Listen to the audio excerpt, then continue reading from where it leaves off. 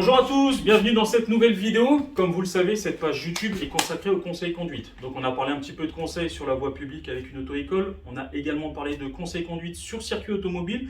Mais aujourd'hui, cette vidéo est destinée à un sport automobile, le drift. Ok. Alors je tiens à préciser que le drift ou toute forme de glissade sont interdites sur la voie publique et sur les parkings publics. C'est pour ça qu'aujourd'hui nous sommes à nouveau accueillis par l'entreprise Moto & Go au Plessis-Pâté. Pour parler de drift, je vais recevoir Mathieu. Bonjour Mathieu. Bonjour Sylvain. Bienvenue à toi. Merci, bonjour à tous. Alors Mathieu, présente-toi un petit peu, quel est ton rapport avec le drift et qu'est-ce que tu fais dans la vie? Alors, je suis un collègue de Sylvain, donc je suis formateur de conduite à ses côtés. Je pratique le drift depuis une quinzaine d'années à peu près, un petit peu en dilettante, suivant les aléas de la vie. On n'a pas tout le temps, des masses de temps à y consacrer, mais je suis resté quand même attaché à cette discipline.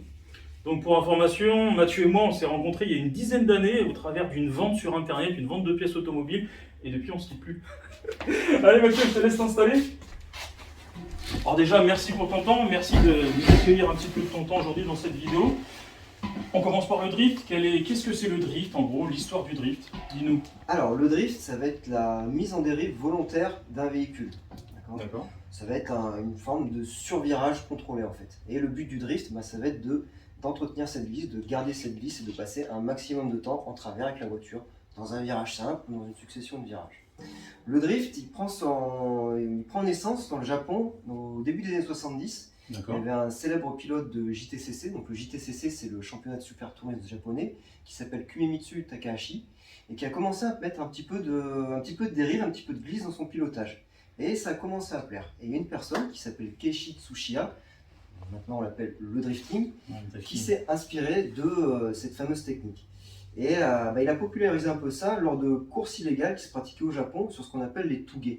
Les touge, c'est des petites routes sinueuses sur les cols de montagne où les passionnés d'automobile se retrouvaient pour se mesurer leur bolide, etc.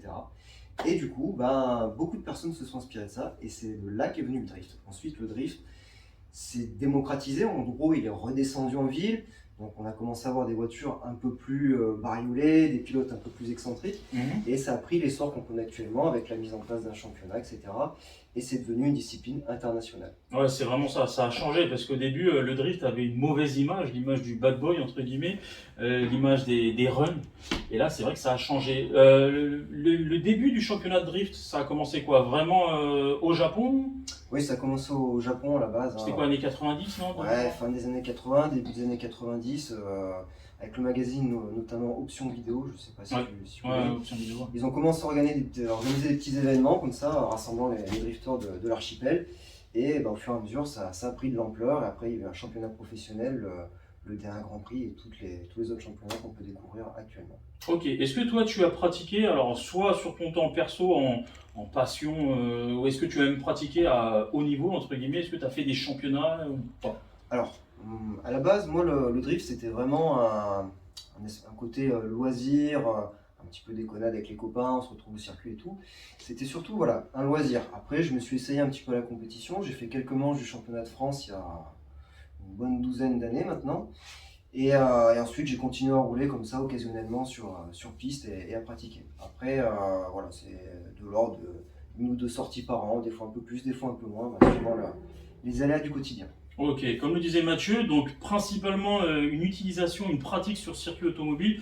Si vous posez la question, on peut pratiquer le drift sur circuit aux alentours d'une centaine d'euros la journée. Donc on a plusieurs circuits qui proposent ça, souvent sur des pistes mouillées, des pistes arrosées.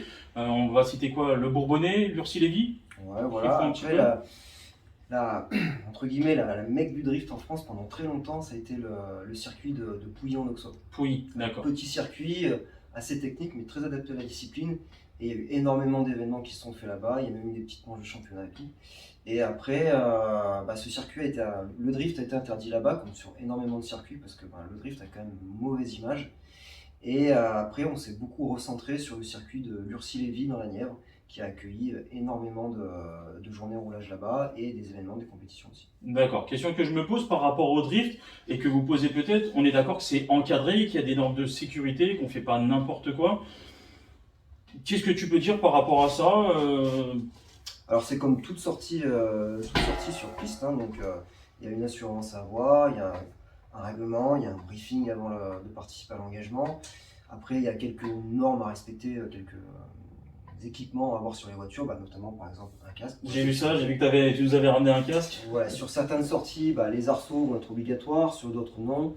Après, voilà, c'est comme une sortie circuit classique, une sortie grip. Ce sont les mêmes consignes de sécurité. On va avoir des commissaires de piste, on va avoir les drapeaux, tout, c'est la même chose. D'accord, tout est vraiment encadré. c'est vraiment encadré.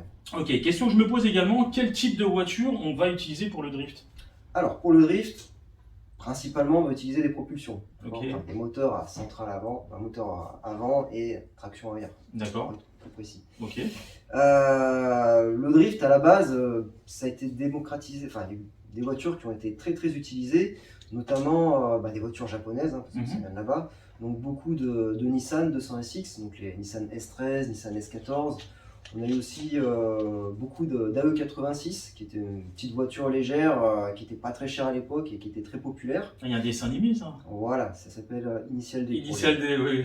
Okay. Pour les férus de manga. Mais par contre, en Europe, excuse-moi je te coupe, en Europe c'est plus des véhicules allemands, j'ai l'impression. Alors en Europe, effectivement, on a eu pas mal de passionnés qui ont quand même choisi l'option japonaise. Okay. Mais on a eu beaucoup de véhicules allemands, notamment des BMW, qui ont été vendus, qui sont très adaptés à la discipline et qui étaient à l'époque, pas une quinzaine d'années, qui étaient très abordables, notamment les BMW E30, les E34. Maintenant, on est plus sur les générations E36, voire E46. Mais il y a beaucoup de BMW. Ouais. Ok, donc on est d'accord, de base, c'est un sport entre guillemets populaire. Question que je me pose, est-ce que le drift ça coûte cher? Alors, le drift, comme tout sport automobile, ça a un certain coût. D'accord ? Un petit peu moins que le grip quand on reste à des niveaux amateurs entre guillemets. C'est un peu la débrouille, hein. On va acheter une voiture, l'équiper petit à petit. La consommation de pneumatiques, on fait un peu le tour des garages pour trouver des pneus d'occasion. C'est pour ça que ça peut avoir un côté un petit peu cheap, comme on dit. Okay. Mais il faut bien se rendre compte faut bien se rendre à l'évidence que plus on va monter en niveau, plus on va avoir une voiture puissante, une voiture lourde, etc.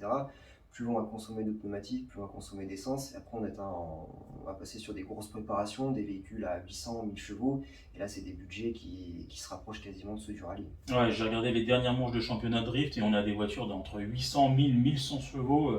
Et beaucoup bariolées aussi, avec des kits de carrosserie énormes. On est vraiment dans... Ça, c'est le côté spectacle, d'accord. Exactement ça. Côté spectacle du drift, faut que les voitures elles plaisent, qu'elles attirent l'œil. Il n'y a pas uniquement l'aspect pilotage, il y a un petit aspect un peu folklorique, on va dire. D'accord. Et les pilotes, en fait, se démarquent comment? On n'a pas un nombre de tours, on n'a pas un temps réalisé, on n'a pas un chrono à faire. Ça se passe comment, en fait? Comment on va déterminer le champion? Alors, le championnat est jugé par des juges qui sont très souvent des pratiquants aussi, en général qui ont un niveau relativement élevé. Et pour juger, il va y avoir plein de paramètres qui vont entrer en compte. Ça va être la vitesse d'entrée dans un virage, par exemple. Le maintien de la glisse, la fluidité. On va voir aussi ce qu'on appelle des clipping points. Ce sont des cônes, des petits cônes, des points de passage en fait, à différents endroits, sur différentes trajectoires dans le virage, où il va falloir passer le plus près possible. Donc ça, c'est pour ce qui est de l'évolution en solo. Donc, en général, l'évolution en solo permet de donner une note aux participants. D'accord. Et en fonction de cette note, il y a des qualifications. Et les personnes qui vont être qualifiées, elles vont se livrer ensuite à ce qu'on appelle les battles. Les battles, c'est un duo. Ah ouais, tu vois les deux vraiment. Voilà, un duo 2 par 2. Et là, il y a encore d'autres critères qui rentrent dans la notation. C'est comment la voiture derrière va se positionner à celle de devant, est-ce qu'elle va vraiment être au plus près, etc. D'accord. Il y a plein de critères qui rentrent en compte pour le jugement des participants. Ok, super. Merci pour toutes ces informations. Donc aujourd'hui, comme j'ai expliqué, une petite initiation où tu vas me donner des conseils sur le drift, enfin les tout débuts du drift, l'initiation, comment mettre une voiture en dérive, etc. Qu'est-ce que tu as prévu aujourd'hui? Qu'est-ce que je vais faire du coup? Aujourd'hui, je vais te mettre dans le mal. C'est vrai? Ok. Et, on m'a dit que tu étais venu avec une voiture. On va voir ça. Allez, où elle est dehors? Ouais, les gars, juste dehors là. Bon, on va voir la voiture. Pas de soucis. Ouais, allez, on est parti. Après toi.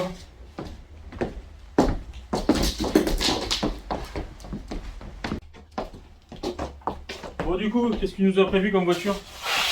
On a parlé de Toyota AE86 tout à l'heure. Je t'en ai ramené une. Elle est juste ici sur le parking. Super. Allez, on va voir ça.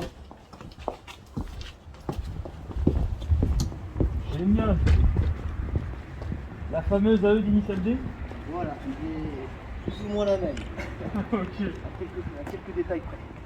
Bon, nous ne sommes pas sur le mont Aquina, hein, comme je disais tout à l'heure, on est à Moto & Go. Donc Mathieu, on la descend, on est parti? Allez, c'est parti. Allez, go.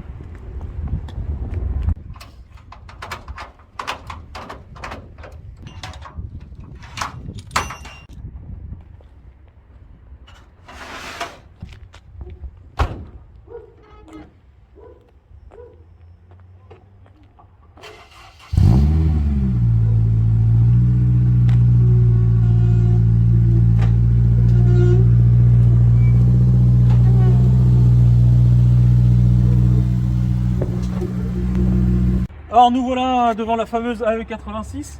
Effectivement, Toyota Corolla AE86. Donc celle-ci est de 1984. Ok. À la base, c'était ce qu'on appelle une Levin. Une Levin, c'est une voiture avec les feux fixes devant. D'accord. La face avant a été changée pour une face avant de Trueno qu'on appelle, qui est un modèle qui était surtout qui n'a pas été importé en France dans cette configuration-là. Ok. Donc voilà, face avant a été remplacée pour avoir les fameux feux qui se lèvent qu'on appelle les feux pop-up. Ah, escamotable là. Voilà, les feux escamotables comme dans le manga, comme dans l'initial. D'accord. Tu l'as depuis combien de temps la voiture? La voiture, je l'ai depuis 6 ou 7 mois à peu près. Ok, d'accord. La configuration moteur d'origine ou pas? Alors non, c'est pas un moteur d'origine. D'origine, on a un 4AG. Le 4AG, c'est un moteur, c'est un 4 cylindres à 1600 cm3. Ouais. C'est soupape. Et ici, c'est un moteur de Honda S2000 maintenant dedans. Donc, toujours D'accord. pareil, un 4 cylindres, mais ici, un peu plus importante et un peu plus puissant aussi. Ok, d'accord. Parce que là, on a combien de chevaux de base sur les moteurs sortis? Sur la voiture d'origine, Ouais, d'origine. Ouais. sur le 4AG, on est à 130 chevaux à peu près. D'accord. Et sur celui-ci, du coup? Celui-ci, on est plus dans les 240. En D'accord. théorie. En théorie. Le montage, c'est toi qui l'as fait ou tu l'as acheté déjà? Alors, j'ai acheté la voiture en partie montée avec pas mal de problèmes à résoudre dessus, notamment tout ce qui était arbre de transmission, réglage des trains roulants, plein de bricoles. J'ai passé énormément de temps dessus Ok. pour la finaliser, l'optimiser et puis la fiabiliser surtout pour qu'elle soit roulable pour les sorties circuit. D'accord. On peut voir le moteur? Oui, pas de souci.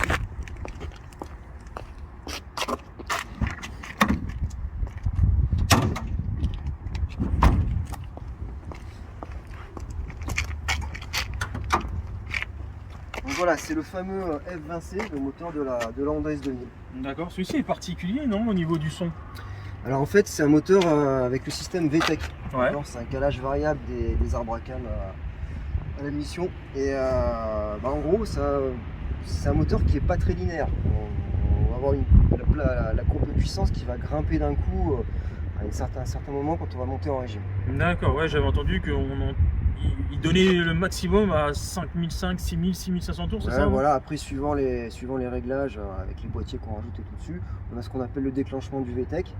Et le bruit du moteur change, on a un surplus de puissance, et ce jusqu'à 9000 tours. Ah oui, 9000, d'accord. Oui, c'est un moteur qui prend des tours d'origine. Ok, d'accord. Au niveau freinage, elle est quoi? D'origine ou tu as touché à quelque chose? Alors au niveau du freinage, on est sur des étriers de Mazda RX-7, des D'accord. étriers 4 pistons, avec des disques de Mini Cooper.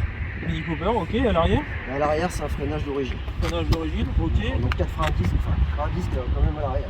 D'accord.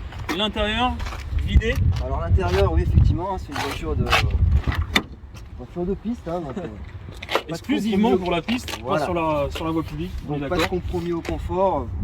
J'ai voulu quand même conserver un minimum de confort, donc j'ai vidé l'arrière. Et à l'avant, on conserve encore la moquette, les panneaux de porte et le tableau de bord. D'accord, super. Bon bah écoute, on est parti pour une petite démo dans un premier temps. Avec plaisir, Et après j'écouterai tes conseils et je ferai les petits essais également. ça marche. Allez, c'est parti. Ok, allez, on est à l'intérieur de la voiture, il fait meilleur ici là. Ouais, c'est vrai que c'est pas le temps idéal là dehors. Ouais, aujourd'hui, il pèle. Ça caille. Bon, explique-nous, par quoi on commence? Alors, on va se faire plusieurs petits ateliers, d'accord. Le premier, ça va être un atelier sur le déclenchement de la glisse. D'accord. La mise en dérive, ce que je disais, volontaire du véhicule. Ok. En gros, comment mettre le véhicule en survirage. On va voir 4 techniques qu'on va travailler. 4 techniques, ok. La première technique, c'est ce qu'on appelle le power over. Ouais. En gros, on a un virage à gauche ici. Donc, on va tourner notre volant à gauche avec un petit peu de vitesse, d'accord. Et dès que je vais commencer à tourner mes roues, je vais enfoncer ma pédale d'accélérateur à fond. D'accord, ok. D'accord, ça va faire monter le moteur en régime, ça va faire patiner les roues arrière et la voiture va se mettre en survirage naturellement. Ok, donc ça, le power over. La première technique. La deuxième technique qu'on va voir, c'est ce qu'on appelle l'appel contre appel. D'accord. En gros, j'ai mon virage à gauche, donc je me positionnerai un petit peu à gauche sur ma voie de circulation. Je vais mettre un coup de volant à droite et très rapidement, très brutalement, je vais mettre un coup de volant à gauche. Ça va faire un transfert de masse en fait et ça va avoir tendance à délester l'arrière de la voiture et à commencer à faire pivoter l'arrière de la voiture. Bien sûr, en faisant ça, je vais également coupler mon accélération. Alors, la troisième technique, c'est ce qu'on va appeler le clutch kick, d'accord? C'est en gros un coup d'embrayage. Ouais, avec la pédale d'embrayage, d'accord. Voilà. Donc, ce que je vais faire, c'est que, toujours pareil, j'ai mon virage à gauche, donc j'ai tourné mon volant, et quand je commence à tourner mon volant, je vais garder ma pédale d'accélérateur, je vais enfoncer ma pédale d'embrayage, d'accord? Ça va faire monter brutalement mon régime moteur, ok? Et ensuite, je vais relâcher, toujours pareil, brutalement, ma pédale d'embrayage. Ça fait beaucoup de brutal là. Ah, le drift, le déclenchement, c'est quand même un peu brutal, c'est quand même un peu violent pour mettre la caisse en dérive. Ok, d'accord. Donc voilà, et ça a fort pour effet de faire monter le régime moteur, ça va mettre un petit à coup dans la transmission et ça va faire patiner nos roues arrière. Ok, et ça va permettre de mettre le véhicule en dérive. Ok, super. Et le quatrième du coup? Et la quatrième technique qu'on va voir, c'est l'utilisation du frein à main. Ok. Donc le même principe, je vais tourner mon volant et au moment où je commence à tourner mes roues, je vais venir saisir mon frein à main, le tirer brutalement, tu l'as compris. Et par contre, quand je vais faire ça, je vais surtout pas oublier d'appuyer sur ma pédale d'embrayage pour désolidariser mon moteur de ma boîte de vitesse. Ouais, sinon tu vas abîmer la transmission. C'est surtout qu'on va caler. Ok. Là, je bloque les roues arrière, donc forcément on va caler. Ok, d'accord, super. On fait une petite démo? C'est parti. Allez, on va mettre les casques. Toujours la sécurité, bien évidemment. Hop là.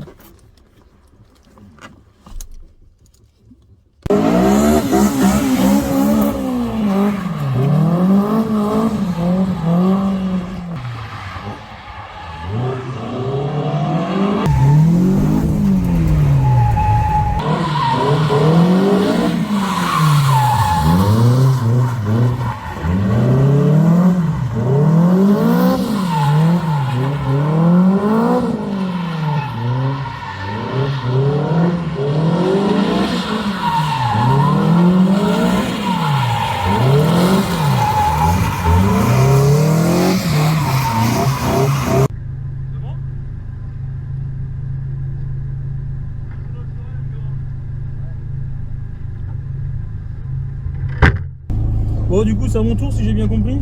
C'est ça. Ok. Alors, je t'écoute, je suis ton élève. Dis-moi. Donc, la première technique qu'on a vue, je sais pas si tu te rappelles, c'est le power over. Oui. En gros, je rentre dans mon virage et j'accélère d'un coup brutalement pour faire partir l'arrière, pour créer le survirage. D'accord. On est parti? On est parti, donc je le fais ici? Voilà. Allez, super.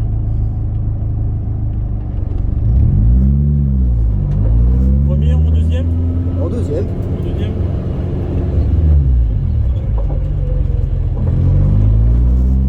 Donc, coup de volant et accélération. Alors là, c'est pas un coup de volant. Là, on rentre dans ton virage normalement et juste à l'accélérateur.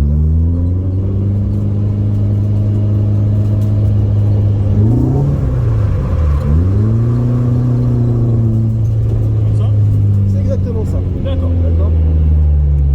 La deuxième, du coup, rappelle-moi. Alors la deuxième, c'est l'appel contre appel en même temps que le coup d'accélérateur. Donc là, virage à gauche, je me place légèrement à gauche. Coup de volant à droite, coup de volant à gauche pour le transfert de masse et en même temps je dose avec l'accélérateur. Ok, beaucoup de choses à faire en même temps. Ah, ouais.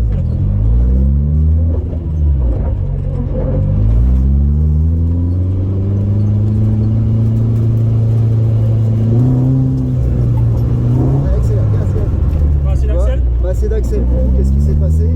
Le travail a repris de l'adhérence et on est parti tout droit. Ok, il faut que je sois plus brutal encore sur mon volant? Non, au niveau du volant on est bien là. Mais par contre ouais, plus d'accélération. Plus d'axel? Ok. J'ai pas osé. Ah, il faut.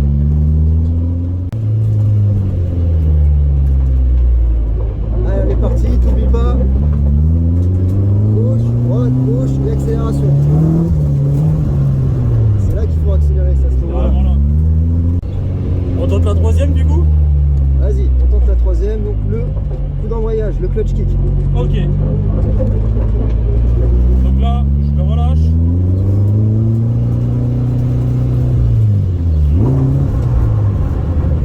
Alors il faut vraiment que tu sois plus violent sur ton coup d'embrayage. À la relâcher? C'est vraiment hop. Ok. En même temps, et par contre, il faut bien garder l'accélération. Ouais. En fait, il faut faire monter le moteur en régime. Je crois que j'ai compensé du coup. Voilà, t'as pas gardé d'accès. Ok. Et redonne-moi le moment où justement je dois appuyer sur cet embrayage. Allez, vas-y.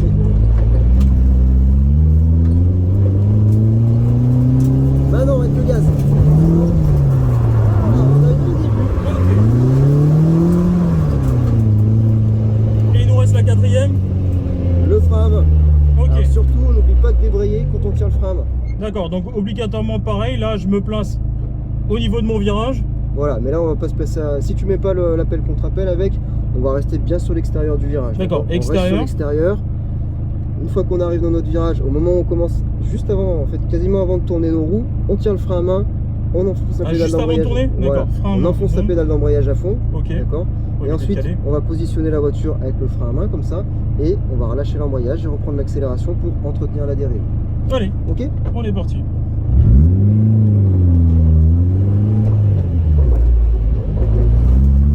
Essaye la droite ou la gauche? Comme tu veux. Je pense que ce sera plus facile de l'autre côté par contre. Ouais, pas assez de gaz, pas assez de vitesse. C'est surtout pas assez de frein à main. C'est Ah, pareil. plus que ça? Ah, faut vraiment y aller. Faut y aller franco. Hein. Ok. Ah, j'ose pas, j'ose pas. Allez, essaye du côté droit, ce sera plus Allez, je facile. vais essayer peut-être. Ok. Voilà. Bah écoute, tu valides celui-ci? Je valide. Super. C'est un début. Merci Mathieu, merci pour cette petite découverte et initiation au drift. Pas de souci. Je te propose de se revoir sur circuit Avec plaisir. avec un petit peu plus de vitesse, plus de plaisir et encore plus de sécurité. Et un petit peu plus de pratique. Évidemment. Ça marche. Merci à toi Mathieu. Pas de Merci souci, avec beaucoup. plaisir. Là, c'est là. Est-ce que tu peux regarder si la pile qui fait ce date-là, j'ai bien branché, s'il te plaît? Ok, je vais vérifier. Merci. Super, c'est bon, on est bon. Bon Mathieu, encore merci. Merci pour cette petite découverte et initiation au drift. Merci beaucoup pour tous tes conseils. Comme on l'a dit, on se retrouvera probablement sur circuit ensemble. Bah écoute, ça sera avec le même plaisir que je te retrouverai sur circuit, comme je suis venu aujourd'hui pour participer à cette petite après-midi. Parfait, merci beaucoup Mathieu. Par contre, tu vas pas t'en tirer comme ça. Oui, vas-y, dis-moi. Je t'ai ramené la voiture de Takumi, Oui. d'Initial D. Ouais. Est-ce que tu sais comment Takumi a appris à conduire? Si je dis pas de bêtises, je crois qu'il livre du tofu pendant son père d'or, quelque chose comme ça. C'est exactement ça, Ouais. c'est le père qui prépare le tofu et Takumi s'occupe des livraisons. C'est ça? D'accord. Ouais. Donc, je t'ai ramené la voiture. Ouais, mais dis pas que. Non, mais t'es mais pas je te sérieux. ramené le tofu. Oh, mais non. Ah oui, carrément, j'avais pas vu la petite gamelle derrière. Ah, si. Eh, tu sais quoi, tu vas rigoler. Ça tombe bien, j'ai ramené 2 cuillères. Je ne sais pas pourquoi. Toujours avoir une cuillère avec soi. Quand les planètes se rencontrent. Exactement. Bon, dis-moi. Alors, est-ce que tu sais ce que c'est que le tofu? C'est pas à base de soja. Ouais, c'est un genre de pâte de soja. D'accord. Et il faut le faire cuire avant ou pas? T'as ramené une cuisinière? Non, rien du tout. Bon, Non, bah, on va bah, goûter. on va faire ça alors. Il faut vraiment tout faire là. Allez, je t'en prie. Allez, je t'en prends un petit bout. Hop là. Bon, bah, à la vôtre. Attends, Ah non, je vais pas trinquer. on trinque pas. Non, on trinque pas. Allez, vas-y. Allez, bonne app. C'est pas très bon. Je sais pas ce que t'en penses, mais Assez particulier. ouais, c'est spécial. On fera Ouais, goûter. Ça n'a pas un goût de reviens-y. Hein. Qu'est-ce que t'en penses? On fait goûter notre caméraman. Bon, je pense qu'on peut. Alors? C'est délicieux, ou presque. Ok. Bon, on va s'arrêter sur cette dégustation. Merci à tous, merci à toi Mathieu, surtout pour nous suivre, pour me suivre, n'hésitez pas à vous abonner à la chaîne. Comme j'ai l'habitude de dire, un petit pouce si la vidéo vous a plu et n'oubliez pas d'activer la petite cloche. On est également présent sur les réseaux sociaux, Facebook, Instagram, TikTok, etc. Merci à tous et à bientôt pour une prochaine vidéo. À bientôt.